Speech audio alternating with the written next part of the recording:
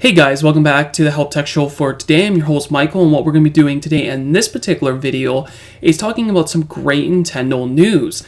I should note that these rumors are rumored right now, but they're coming from a pretty reliable source. His name is by the name of Eurogamer, and he's basically stating that Nintendo's system is going to basically have two ports on the system. What are these ports exactly used for? Well, these two ports are going to be used for controllers. Now, this sounds like a pretty standard thing, right? Well, think again.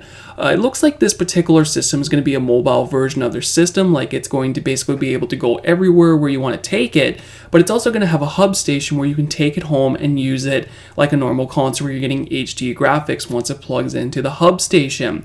As far as I understand the rumors right now, this seems kind of weird that there's going to be two controller ports on the mobile version of the system, which pretty much makes no sense to me at least, because honestly, if you had a screen maybe a little bit bigger than this and having controller ports on it, it wouldn't make sense. Everyone's trying to get around this little screen. To me, those controller ports don't make sense. This rumor could be a bogus rumor, or there could be actually ports on the hub station itself, but currently right now they're reporting that they're on the mobile version of the system. And I don't know if I forgot to mention this, but the chip that Nvidia is going to be putting, or I guess Nintendo's going to be putting in the system for Nvidia is called the Tegra. I think I said that right. But anyway, like I said, this chip is mostly found in smartphones. And the big thing that's going to stand out from this console to another console that Nintendo will bring out, that this console will be a heck of a lot more powerful than a Nintendo 3DS. And I guess it'd be more powerful than a Vita. But the problem with this particular chip, there's many versions of the Tegra out there. So it's really hard to say if this chip's going to be very powerful or not very powerful. But we've definitely pretty much confirmed at this point, if these rumors become true, that it's definitely not going to be more powerful than Xbox One or PlayStation 4. And the scary part is that the PlayStation 4 and the Xbox One within a year or two are going to be obsolete, and Nintendo or Xbox and PlayStation are going to have their next consoles out. And if this console launches between, last generation and this generation, Nintendo will be in massive trouble, because due to the fact that people already complain that the Wii U is underpowered right now. So if they launch a next system that's almost, a little bit more powerful than an, Wii U, and it's still not powerful than an Xbox One, I believe Nintendo's going to be in trouble, because everyone's still complaining at the Wii U that it's underpowered. So you think Nintendo would have learned their lesson? No, they haven't, and unfortunately, I'm debating if this console is going to, really sell well. The only thing that's going to sell well about this system is that if it has another chip in the hub station, yes, it can upscale these graphics to, HD graphics where they look beautiful and can take on the next Xbox coming out. I'll say good for you, Nintendo, but if until then, I don't have a lot of hope for that NX right now based off just the processor alone at this point. But I want to hear from you guys, do you think it's going to sell based on the point that it's more powerful than the 3DS? Because the 3DS right now, and I have two of them, the old 3DS and the new 3DS, it could sell really well. It's definitely not going to sell well in the console department if you're going up against an Xbox or a PlayStation, unless you have third-party games, which if the processor's all weird and stuff, and, these third-party support guys have to, do an extra step to get it to Nintendo's console, I highly doubt that Nintendo's going to have some great third-party support on the NX just based off the chip itself. Also, based upon the chip information, it's pretty much been confirmed, if this is the chip that they're going with, is that there will be no Wii U support for games at least. And the reason why this is because Nintendo's going from their normal AMD chip for, processing and stuff to an Nvidia chip.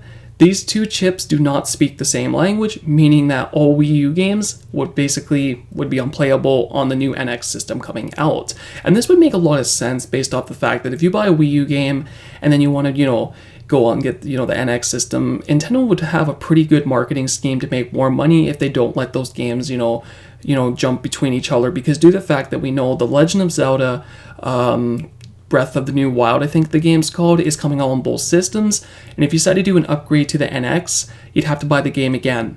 But then also you can turn around and say, well, that may not be 100% true either. This chip has again not been confirmed, that Nintendo would try to make it the easiest they can to port their own games over, and using the same chip from the last generation would make that, step a little bit easier.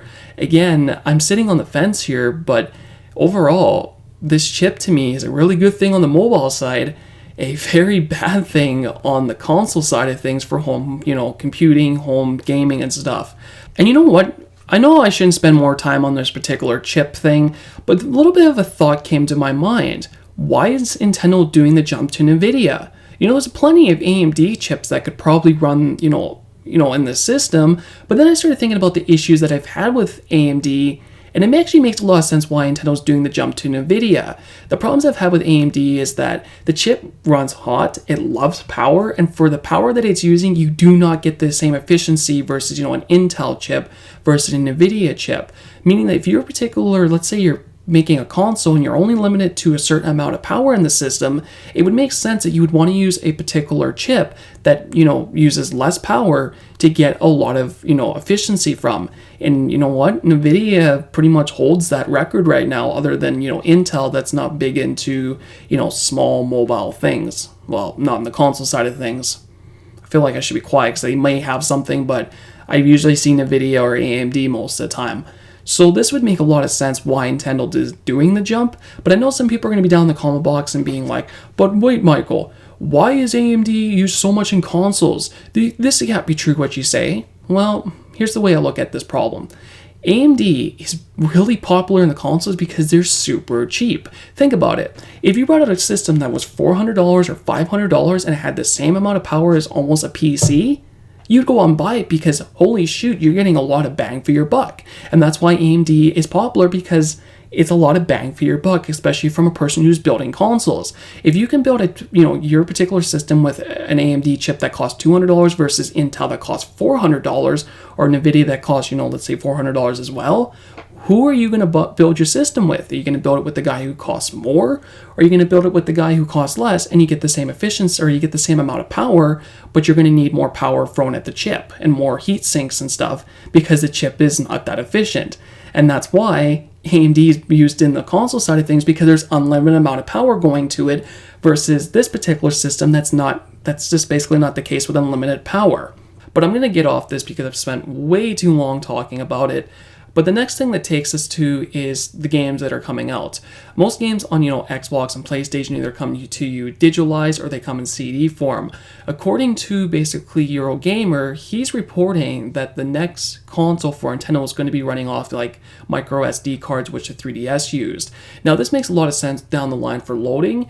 It also makes a lot of sense for, for game data size, because if you haven't noticed, a lot of games that have been coming out for Xbox and PlayStation usually are coming on 2 to 3, maybe even 4 discs if you're on the PC side of things, because the PC, as far as I know, COD came out on 6 discs, or was it 8 discs? That's besides the point, but holy shoot, there's a lot of discs in play now on games, and those little SD cards can go up to like 250 gigabytes if they have to, which won't be a problem if we, for those games that are going like over 50, over 100 gigabytes. So this is an excellent thing from Nintendo, or from my point of view, because you can throw it on the ground, you can throw it up against a wall.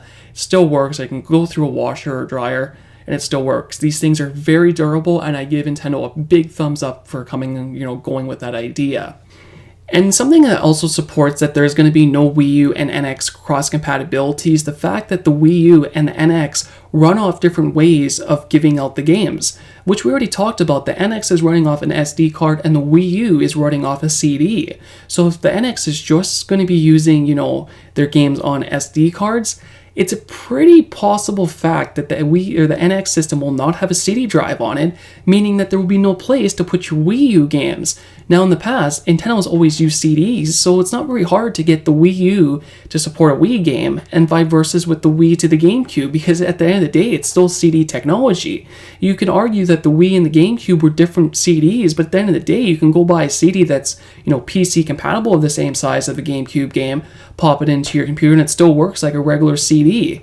So it's not that hard to get those 3 systems to be compatible with each other, but when we totally switch to a new, I wouldn't say new technology, but a new way of playing games, like which Nintendo is apparently rumored to do, the NX system just doesn't have a way to play CDs anymore. And that goes against the cross-compatibility if people still believe that the Wii U and the NX are going to have cross-compatibility between their games. But again, this is all rumored at this point, and if you guys enjoyed my rumors for today, remember to hit the like, hit the subscribe, and if you guys didn't like the show for some reason, hit this down button. There's many more things that we are bringing out through this channel, so please go through our channel. We got theories, we got some tech or help tech tutorials coming in the near future, and more news like this every Monday and Thursday of the week. I hope you guys enjoyed this video for today, and we'll talk to you guys later for more videos like this.